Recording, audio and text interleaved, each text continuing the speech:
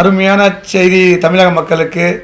ஒரு விஜய் அவர்கள், தவேக தலைவர் ஜோசப் விஜய் அவர்கள் பதவியேற்ற முதல் நாளே இதைப்போல் ஒரு சந்தோஷமான செய்தி வருவது தமிழக மக்களுக்கு மிகவும் சந்தோஷமான செய்தி. பெருந்தலைவர் காமராஜர் ஆசைப்பட்டதை போல் மது இல்லா தமிழகத்தை உருவாக்க வேண்டும் என நாங்கள் கேட்டுக்கொள்கிறோம்.